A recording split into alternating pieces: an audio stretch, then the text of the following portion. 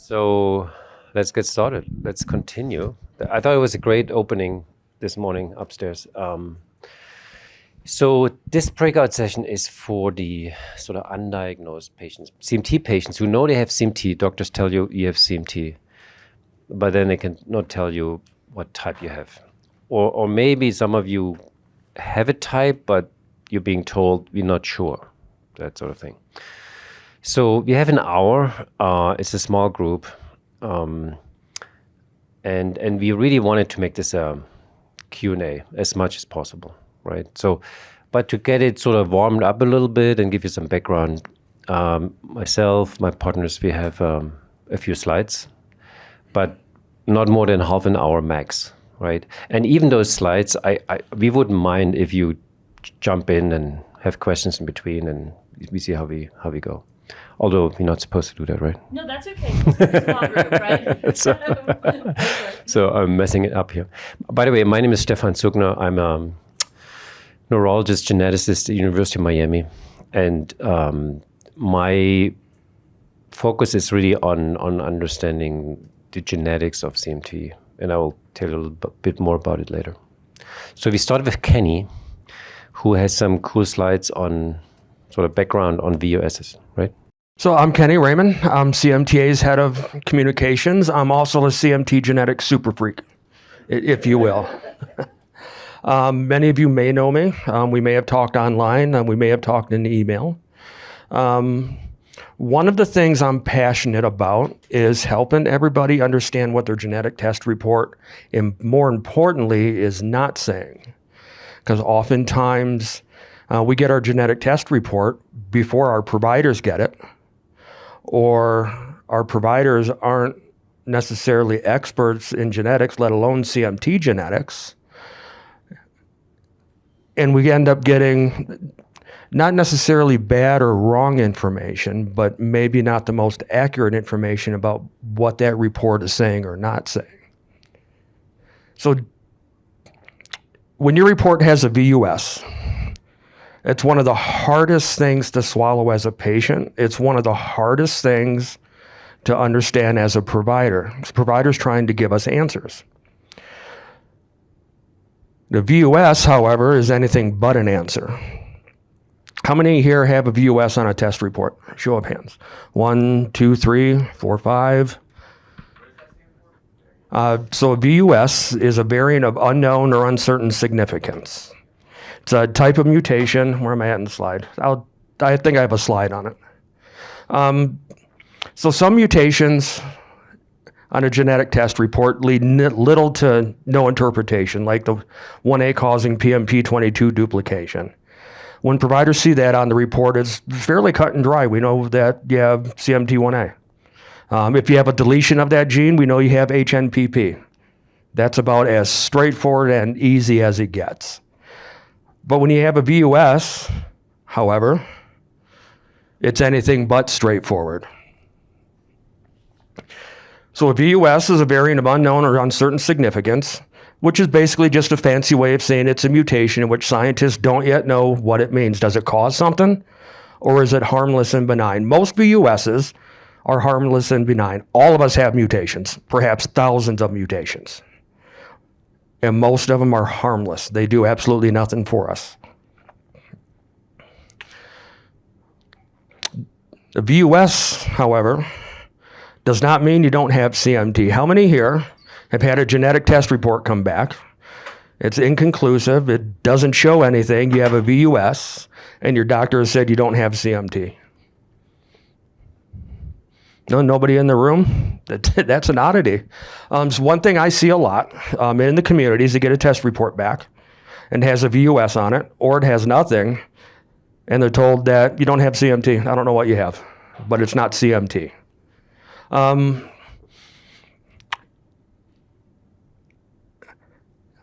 How do I say it carefully?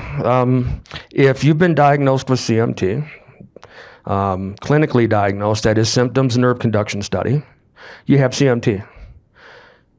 A genetic test report that comes back empty or with a VUS is more common than a test that comes back with a straightforward answer.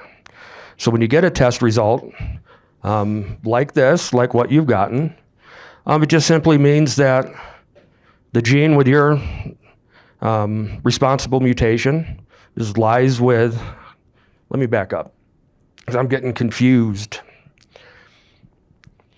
So when you get a test report, it has nothing on it, or VUS, maybe the VUS is causing something, but when it's nothing, especially when it's nothing, it only means that the gene with your mutation just hasn't been looked at yet. It means nothing more than that. Does not mean you don't have CMT. So CMTA is now cataloged 134 genes. First gene was found in 1991. About 2012, 2013, when next-gen sequencing came online, genetic discovery took off. And it continues growing every year. There was 5 or 6 last year, I think, that were discovered in CMT. We have a couple this year already, and there's no signs of it slowing down. Of these 134 genes, we have 168 subtypes. So for what was once a very simple disease in 1886 when CMT was first named, has turned into one of the most medically complex diseases that there are. So what's next for you? When you have a VUS or a test that has absolutely nothing. You wait 3 or 4 years for another test. Seems to be about standard. It's exceedingly difficult for a genetic testing company to add a new gene to a panel. So for this, waiting 6 months to test again usually isn't a reasonable option. Waiting a few years is more of a reasonable option. What if we do whole exome sequencing, which Marissa and Jolene are going to talk about? So what's whole exome sequencing? Whole exome sequencing is an attempt to look at the coding regions of every gene in our genome to identify disease genes, to see if we can find the cause of your CMT. We have a couple research studies going on to find your gene, to find your subtype. One of them is what we call the INC Research Study Protocol 6602, which is an attempt to find your gene. We have the Distant Cousins Project with Dr. Zuchner and Genesis Project Foundation. And that's an attempt to find your gene by looking at distant relatives, where close relatives, siblings, parents, first, second cousins, your DNA is too closely matched to reasonably be able to discern a disease gene from a harmless gene.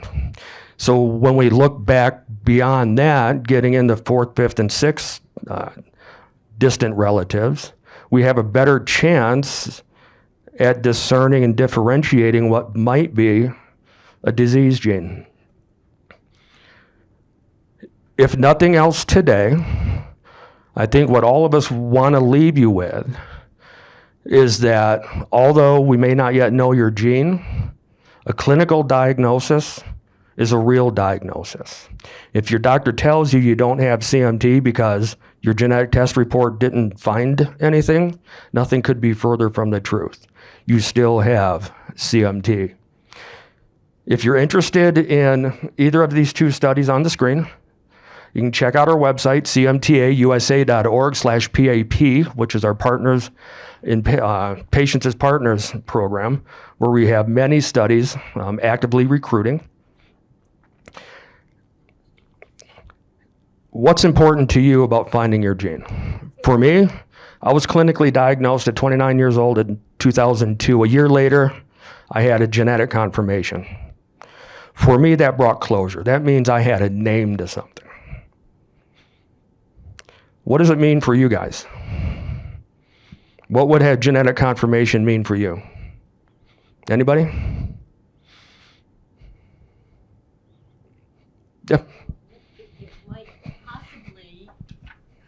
It might potentially be that you could join a clinical trial.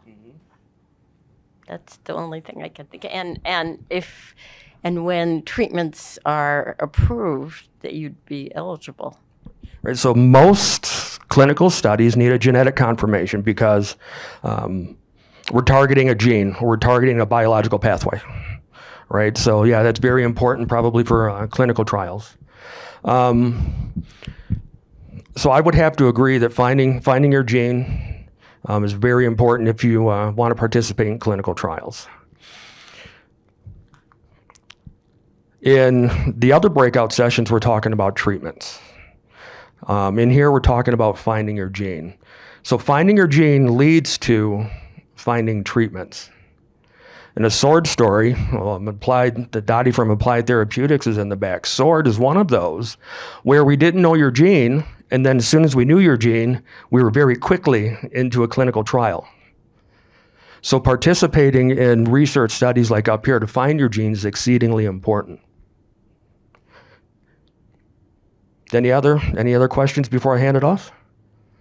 Yep. Sorry, my son had a couple of VUS identified in early 2020, so I was thinking maybe the company would reach back out and say, oh, we've identified that this is a gene, and then we would know, but we actually have to get retested. That's probably better. Probably better for Jolene or Marissa could answer that one. Yes? Yeah, I can hand it off and yeah. Here you go ahead. Retesting would help with testing more genes, but reinterpretation of those VUSs previously found in 2020 is also an important thing to kind of keep on top of too. So sometimes retesting with a different lab might help with reinterpretation, but you should also be notified if those VUSs are, yes. Well, there's different labs have different policies, but I think it's an important thing to ask your providers, hey, has anything been identified on these variants of uncertain significance? It's been a few years. What's new in the databases? So I do always encourage patients to kind of take it onto themselves to nudge providers to look into these variants of uncertain significance, and I'll talk a bit more about that too. Yeah, do you want to come up? Who's next? Sure. Are you next? I don't know. I don't think so.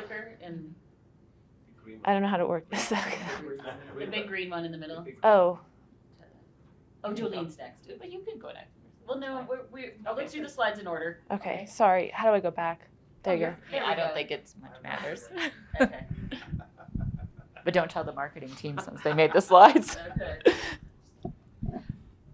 I'm Jolene Dalton. I'm a genetic counselor by training. And then I guess I moved to the dark side and I moved to insurance. And then I moved to the less dark side, I guess, and I'm working at Variantix, a genetic testing company, and I actually work in reimbursement and management. So I am here because the sales team or the other people that usually come to the meetings were at different meetings, and they're like, well, you know science, you come and talk.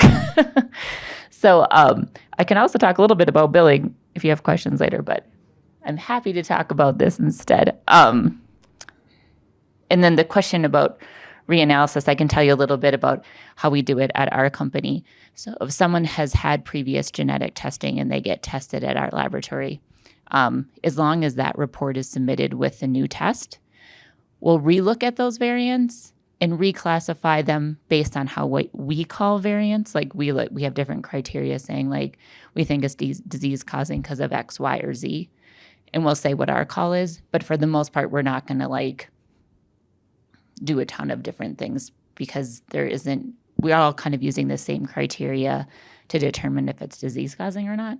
So unless there's new information, it's unlikely that we would change it, if that helps. This is preaching to the choir slide, but it kind of shows the symptoms of CMT. But one reason to kind of think about it is if you had a test done and someone was not looking at the symptom of neuropathy or CMT, they might have done a test because you had hearing loss or something else, in which case you're only looking at the genes associated with hearing loss and not neuropathy. So it might have been like the wrong test. So the reason you don't have an answer is that we just weren't looking at the right thing. And we have lots of cases of that when people send testing to us where they had one test and we find something else just because maybe they didn't start with the best first test. And all sorts of companies use different ways to get their testing better or kind of answer the question of how do we get to the best genetic diagnosis the fastest. And the way our company approached it was we kind of figured there was two reasons people weren't getting an answer from their genetic test. One, we're just missing the mutation on genes we already know. Like we're looking at the gene, but there's limitations on every test. So how do we create a test that doesn't have those same limitations or we can overcome as many of them as we can?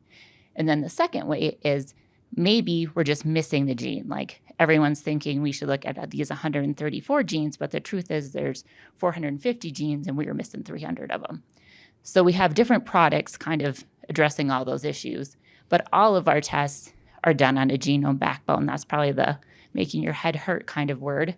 But all you really need to know about that is we use that backbone because we knew if we started looking at the genes there, we were looking at everything we knew at that time about genetics in the human genome.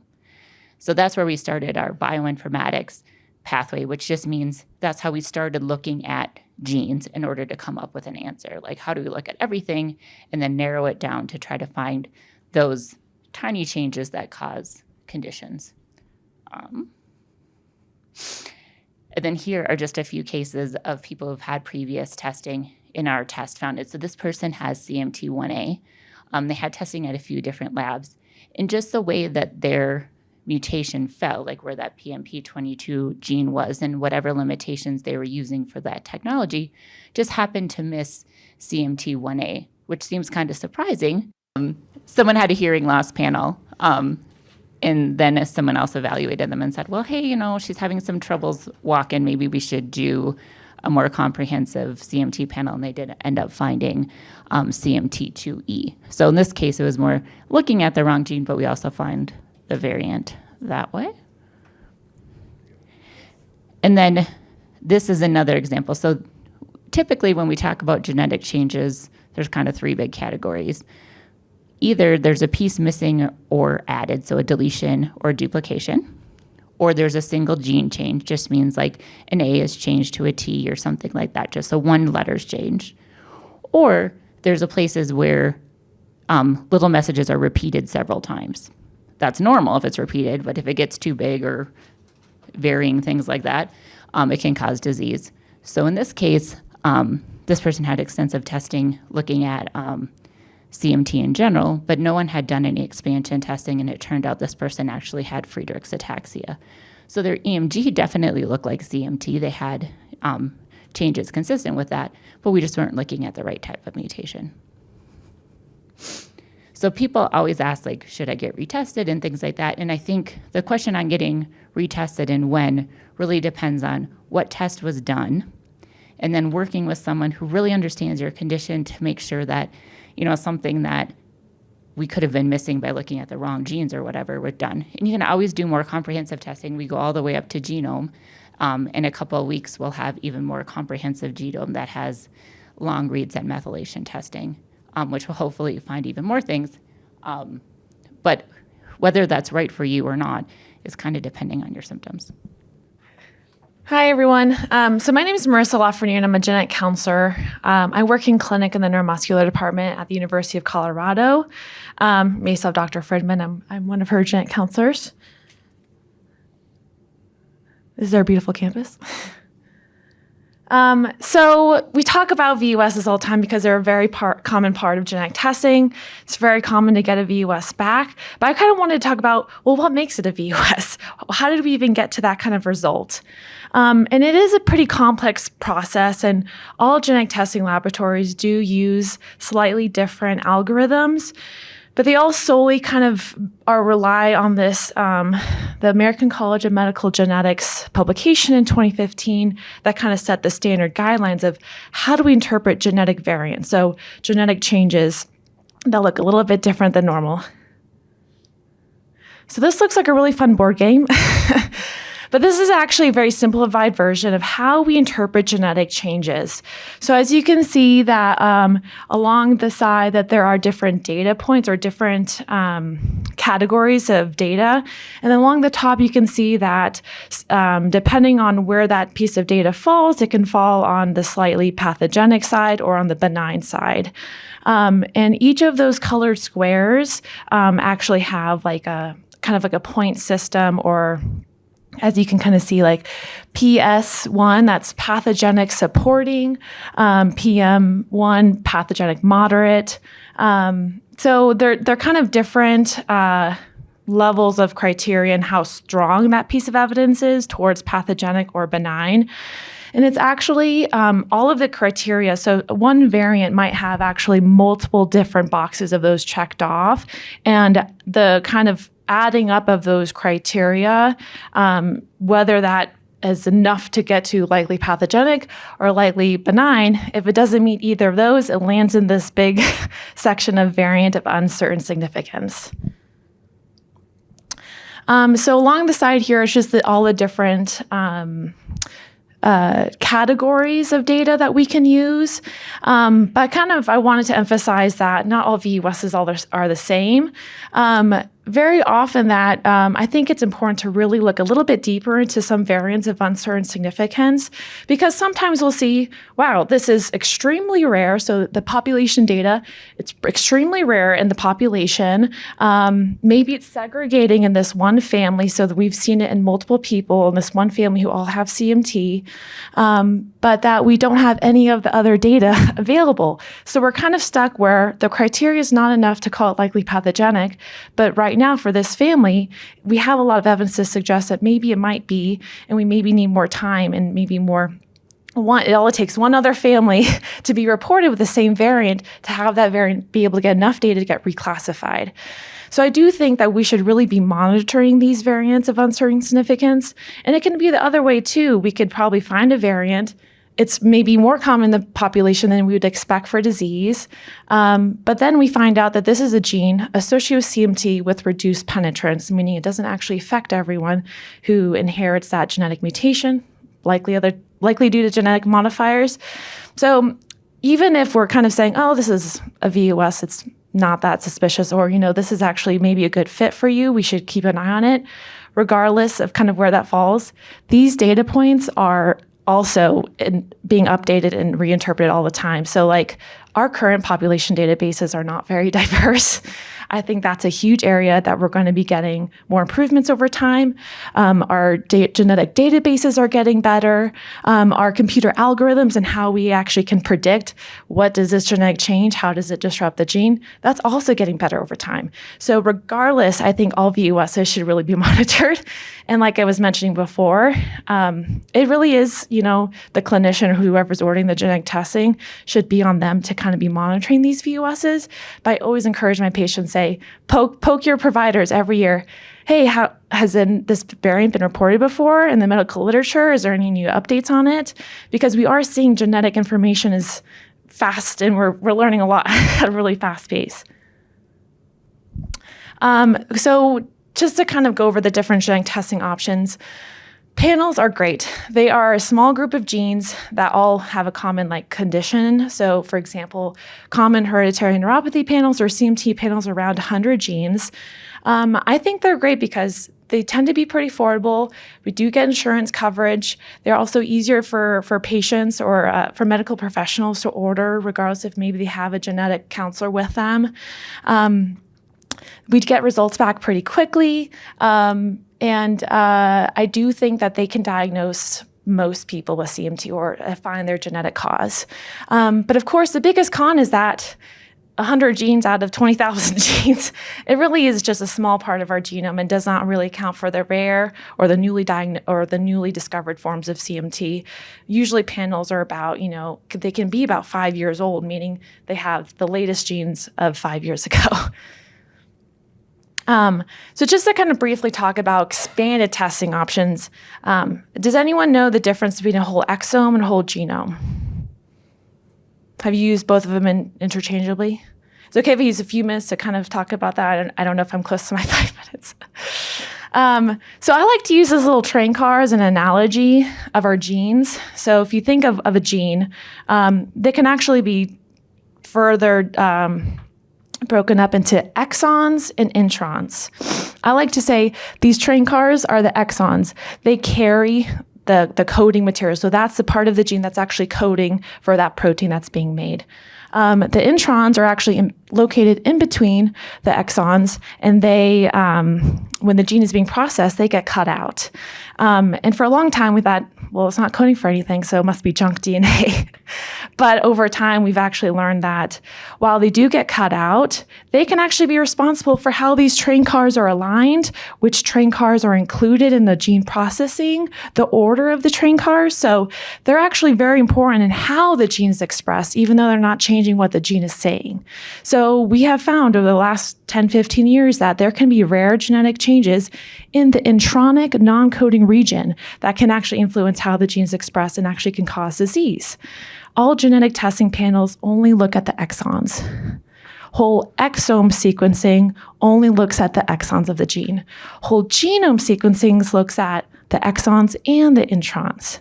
But if you go down to this picture, I don't know if my picture is covering it, but as you can see, oh, thank you. As you can see, the exome is just a teeny tiny sliver of our whole genome. It only makes up 2% of our genome. And so when you're thinking, we're like, wow, whole genome is way better. But as you can see how vast the non-coding regions are, it means that we don't really have a great understanding of those regions yet. So I'd say right now, whole exome and genome, they are pretty comparable. Different studies, depending on the condition, have varying amounts of how much better genome is compared to exome. It's usually around 10 to 25%, not 98%. We have a lot to learn. So I do think that we are learning a lot in those intronic regions, and maybe in a few years, whole genome is going to be significantly better. But I do kind of take this into account when I'm counseling patients on, well, which one do I do? Sometimes it plays into cost. Sometimes it plays into insurance coverage. I'm kind of coming from being in one clinic in Colorado, different states, labs, insurances, they all have different policies. But I do think it's important to kind of work with someone to help you decide, well, which test do I do? How much is this going to cost me? What are the chances I actually find something? How much does it mean to me to pay this money? Kind of the risk-benefit ratio of this is the money I'm going to pay versus this is the amount of information that I might get. So over time, too, is something that you can also get these reanalyzed over time. So it's a little bit cheaper as well. So I do highly recommend working with a genetics professional or someone to kind of help you navigate what's the best decision for you. And I do kind of really put it on the patient to help them make this decision. So my takeaways are that variant interpretation is very complex. So it's not just a VUS because we don't know. It is actually based on multiple data points. Not all VUSs are the same, but I think all of them should be monitored over time. It's every once in a while I'll see a patient who hasn't had genetic testing in 6 years, and I'll look back at this VUS. I'm like, actually, there's been more data that I think that this could be reclassified soon. Panels are a great diagnostic tool and a very great test to diagnose most people with CMT. But then expanded testing can potentially diagnose rare forms of CMT, but I do encourage working with a genetics professional to really help you navigate costs and logistics, and also talking about other things you might find when we're looking at all of the genes. So just something to keep in mind. But yeah, questions? Can we save the questions because we have Zoom Yes. folks also? Got it. Sorry. All right, so we're slightly behind time, but that's okay. Some of the things will come up again. And so my job is really to find these new genes and really making progress in sort of understanding what hasn't been there before, what hasn't understood before. So first of all, as you all heard many times now, CMT is not one disease. It's caused by many different genes, but each person typically only carries one of these genes, right?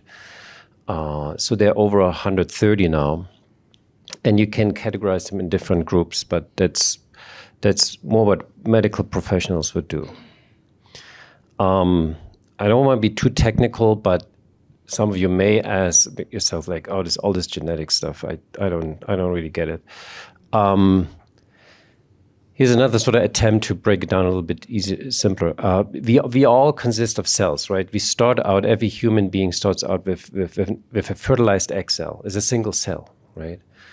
And that cell has genetic instructions in it, which is encoded in the DNA. And these instructions are necessary for the cell to divide. Then you have 2 cells, 4 cells, 8 cells. In the end, a full-grown human. And each of our cells still carries the full set of instructions. So, and these instructions contain these genes. So this is just part of the instructions. When there are errors in these instructions, some of these errors might actually cause disease, such as CMT. So that's really what it is. It's a mistake in copying the genetic instructions from one cell to the other. And sometimes, unfortunately, these wrong instructions are copied into cells that help, like egg cells and sperm cells. And then this is how we draw family trees. We call them pedigrees. And each of these symbols, so these are the generations, right? Should stay in these generations. Each symbol is a person. Squares are males and circles are females. And the darker ones are ones with CMT. So then it's transmitted through the generations, and your family may or may not see that kind of pattern. But when something like this happens, we kind of know, yes, this is something that is inherited, right? So like CMT. So then we know these instructions, the wrong instructions, are actually transmitted through the generations. And that always is an opportunity to figure out what is the actual wrong instruction, right? And that leads then to discovering these new genes. To do this well, scientists, geneticists have learned it's very important to bring data together. It's all about understanding things about the underlying data. So large genetic databases like the GENES database have really, really helped in the CMT field to find new genes. And as we just heard, we have to think big, right? It's not just about the United States. It's really helpful to have also the CMT data sets from other countries. Because what geneticists really do is they compare one genome to the other. And that's over thousands of them. And when you see certain patterns, then you can start thinking, oh, this pattern may be related to CMT. So a lot of it is about comparing. So I was really prepared to go through all the technical detail, but a lot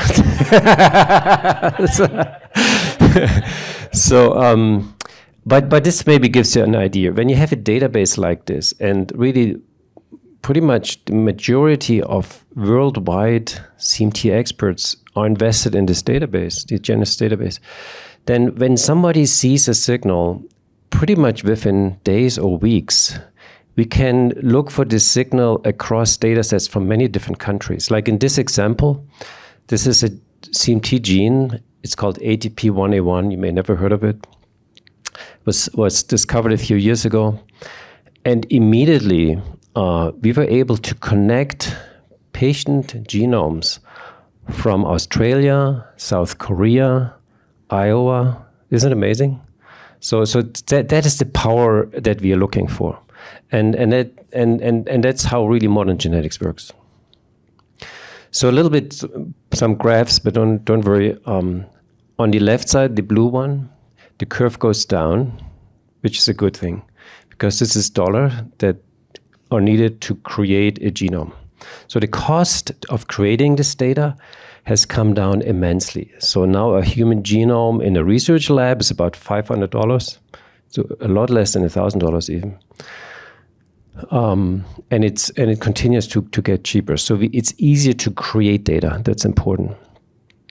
The other little dark secret is on the right side, I guess, is that what you heard, that only about 2 or 3%, like a sliver, is what codes for protein, and all the rest we don't really know what it is. The little dark secret is geneticists only 2 years ago really finished sequencing the entire genome. So it's like a very big book, the genome, and there are chapters in it written in a strange language that we still have trouble reading, basically. And it's very technology driven to be able to read these chapters. And so we have exomes, you heard about exomes, panels, exomes. Then you heard about whole genomes. There's a new technology, it's called long-read genomes. Okay, long-read genomes. I'm sure you will hear more about it. This is sort of the latest technology to really help us to understand better the the other part, the other 98% of the genome. So we see more and more studies. It's just about to start, also in CMT around this topic. So why is this important? Because we heard already about this more exotic type of mutation called repeat expansion as one example. These kinds of changes in the genome are very hard to study so far, but with this new technology, we can start studying them. And this curve goes up, which is, in this case, also good. So because you see there are more discoveries using this long-read genome sequencing. And SWORD, you heard a lot about SWORD. In some ways, SWORD has a complication, a genetic complication. The long-read sequencing technology would have helped finding SWORD earlier, right? But this technology is only available now. So, okay, and here's just two examples of such findings where we didn't use long read, but if we had long read just a few years ago, we would have found this probably much easier. And so we think there will be more really cool findings. So on one side, this is SWORD. On the other side, this is a gene called RFC1. It's also one of these repeat disorders, repeat expansion disorders. Okay, so you may ask how to get involved. What can I do? I think the best thing is you're already here. Perfect. You may consider to participate in a research study. And some of you might have already done this. And it's really the easiest way is to contact the CMT1A, what options you have. And you can sign up for very specific studies, or you can sign up in general so that they can contact you.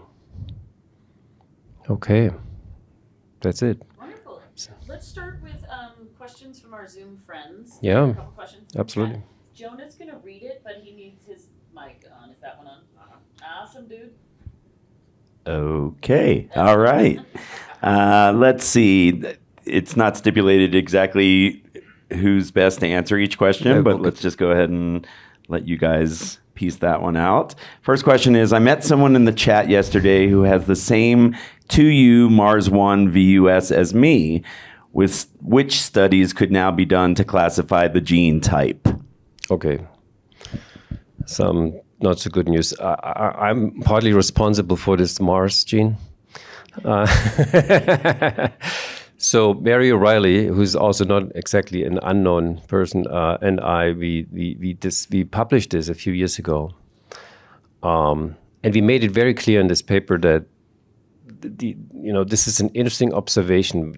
We don't quite know if this qualifies as a CMT gene, but people didn't read so far in. They just thought it's a new CMT gene, and so now we're getting more and more tests and questions around Mars. Mars is still, it's not even about VUS. The gene itself is a VUS, is a GUS, a gene of uncertain significance. Okay, so I would every Mars mutation or VUS, I would be somewhat skeptical that this is related to CMT. So what this means for those individuals is that likely there is another gene, not Mars, that causes the CMT. So if that makes sense. Would you're nodding, you agree? Oh, well, I was involved in the FDA debacle, so. Okay. Yes. Do you want to do one more? We have two more, if that's okay. Okay. Denise asks, I was diagnosed with CMT1A, same as my niece and brother, 5 years ago. Do I need to retest for added information? A bit confused. Do you mind standing up? Thank you so much. So it sounds like they already have a genetic type diagnosed, but we do know that there's probably genetic modifiers that play into severity, age of onset, and we have not yet really got a good understanding of those genetic modifiers for CMT yet. So at this time, I would say maybe not right now, but maybe in the coming years, that could be something to understand why everyone with CMT can look so different even though they're same type. Would you expect it to change your diagnosis? If they have CMT1A, maybe not. Well, I don't think so. I don't think it would change the diagnosis, but maybe understand everyone's kind of unique differences and severity. And maybe this is to make this very clear, because we assume people understand this. Every cell in your body has the same genes. And if there's generally speaking, if there's an error in one of those cells, it's true for all the other ones. So, and you keep them from when you were a toddler to when you are old. So when you diagnose CMT1A, that doesn't change. Your cells will not magically get rid of it or so, unfortunately. So once you have your test done, it's positive, and we're very certain this has been seen in 1,000 other people with the same phenotype, it's not going to change, right? Just want to make this point. So. I think for like the retesting question, there are people that have 2 genetic disorders. And so the only reason to retest, like if you have something confirmed, is if you're presenting atypically. And that's why these CMT centers of excellence are so important, because you need someone who sees that patient who knows what CMT should look like. Not that people don't have little variations, but with CMTA, you're probably not expecting someone to have cardiomyopathy. So if that pops up, then sure, you have CMT1A, but I think we need to figure out what's causing that cardiomyopathy.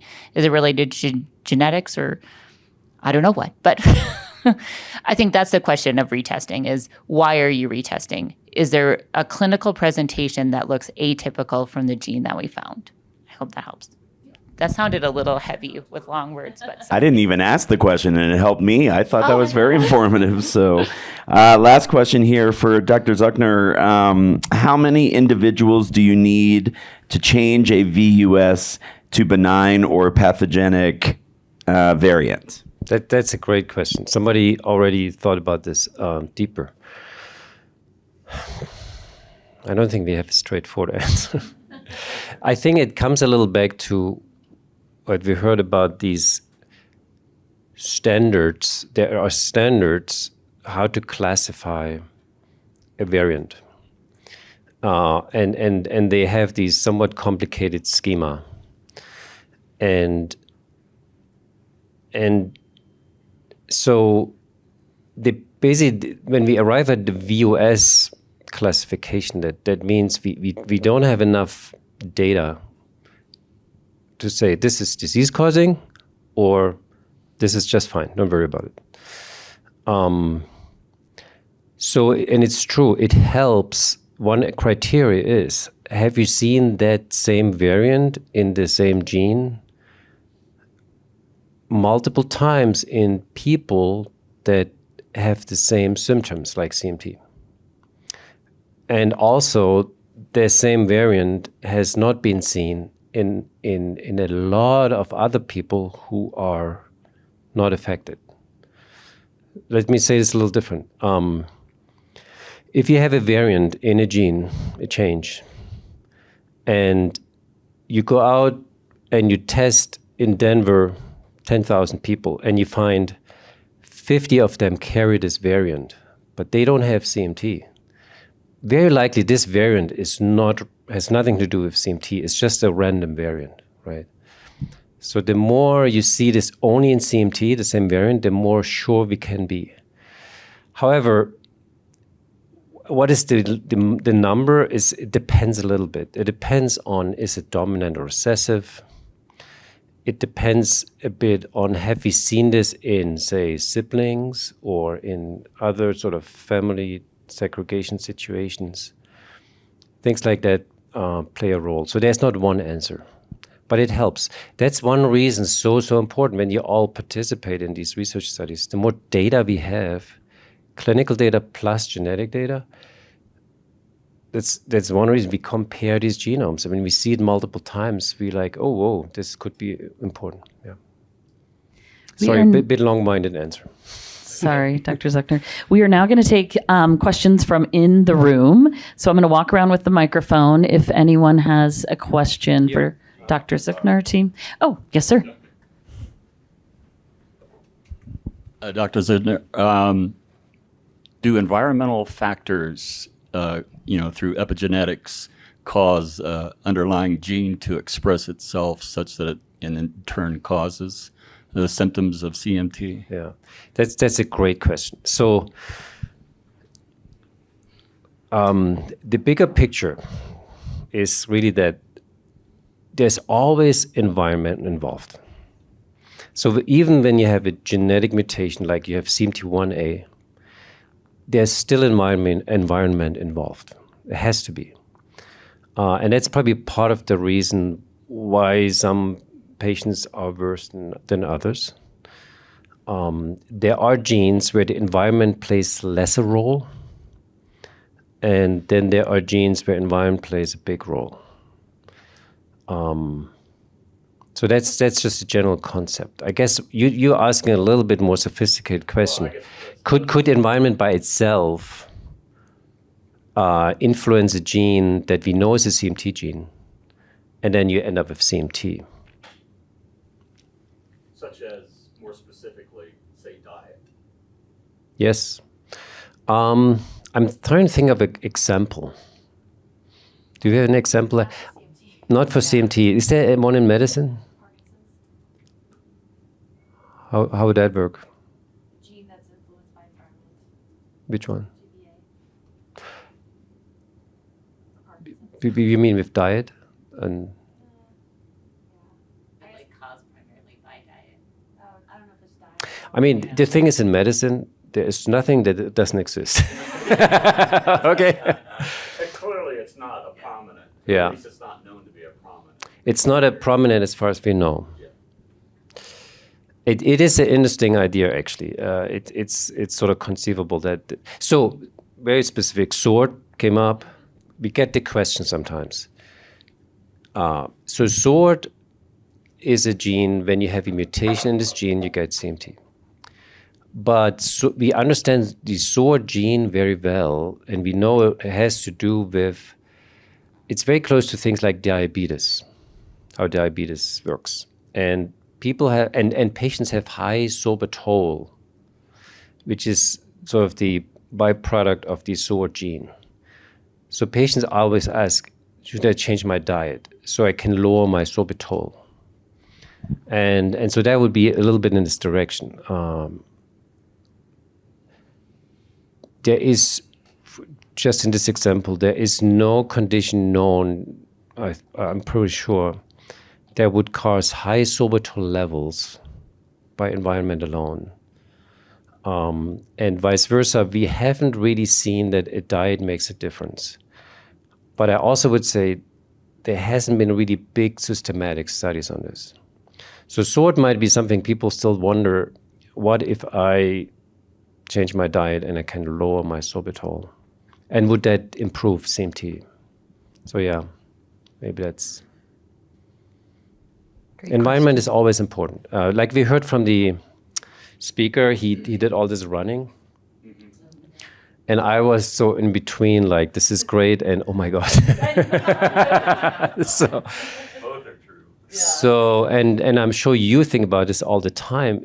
Should I do really a lot of workout, or will this damage somehow my legs? That's environment, right? And I don't even have an answer for you right now, but that's one of those. I can tell he's thinking about it, though. Any in-room questions? Yes. Here we go. How do you go about getting other family members covered for testing? Like when my son had his variants, we couldn't even get his sibling covered by insurance. So you talked about like getting cousins and other people included. How would you even do that? And also just the exercise. Yeah, I would that's say right. mental health is such an important piece of like well-being. And so if that exercise makes you happy, that could be a big key into whether or not you would continue to run. Advocate. Yeah. As far as coverage for other family members, some testing labs have a policy where they'll test different family members for free. We are not one of those. And the reason is we do all of our testing on genome, not exome. So we're not just looking at that one variant. We'll do the whole test. So it costs us upfront a lot more.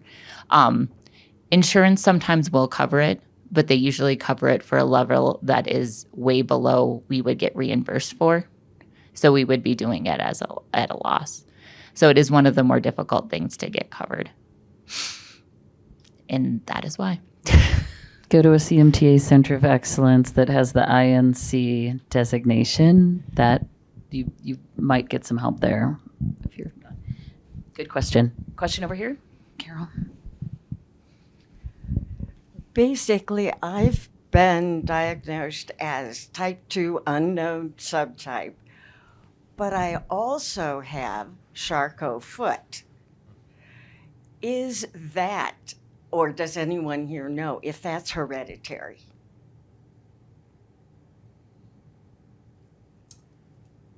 Yeah, I mean, so CMT, Charcot-Marie-Tooth disease, has certain changes in the structure of your foot, right? High arches and hammer toes. These are sort of the classic. I think Charcot foot refers to a change in the ankle, like an orthopedic problem. It can be the foot or the ankle. Yeah. So it might be related. I don't have a really strong answer for you, but you can find this out at this meeting. There are some clinicians here who see patients all the time, and Laura, you can guide them. Yeah, thank you. Sure. And I just want to say, yeah, go ahead. I was going to say you could ask the Denver clinic team. Dr. Fridman's here today. Dr. Yang is in the room. She might be able to answer. Dr. Support is here. So when we get back from break, maybe Carol, I can help you. Yeah. And in general, CMT2, we always say 50% don't get a diagnosis, and it's probably even much more. You had like 80% on your slide. Yeah. So 130 genes are apparently not enough. Can exposure to toxic materials change the structure of the cell to cause maybe CMT? Yeah, so this goes back to this question here from a gentleman. Absolutely. As I said, environmental factors, and I mean this in the broadest fashion, toxic elements, lead, or, that we know damage nerves, infections. From a genetics point of view, that's an environmental factor. Physical things like exercise, but also injuries. All of this is environment that I'm sure has an impact. So did you say lead? Yeah, lead is known to affect the nervous system in general. And DDT? Yeah, I mean, I'm not the expert on these kind of things, but there's a big literature, sort of scientific literature, but also there's a lot out there in the sort of secondary literature on these things that you can read. Yeah. My thought was, I'm thinking about people who are spontaneous, and it hasn't been determined what kind we have, and whether or not some environmental impact, could have caused the CMT to. Yeah. So that you bring up a very good point. You call it spontaneous. We call it sporadic. What it means is you're the only one in your family that has CMT. So, because then you're less sure, right, that this is something that is inherited, that is genetic.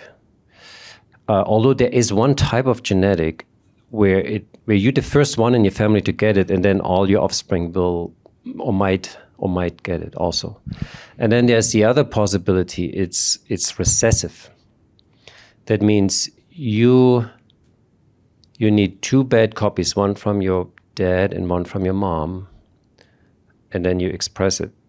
Now, if you had a lot of siblings, some of them eventually might also have the same contribution, but just by chance, they might not. So, but anyway, if you're the only one that adds this uncertainty element, the clinicians, the CMT clinicians, especially in the CMTA supported clinics, they face this issue all the time. So they developed a really good eye, or they have criteria for when they are more certain this is actually genetic or CMT versus another neuropathy. So it's some of these criteria are they have excluded other causes that we know, like diabetes, for instance.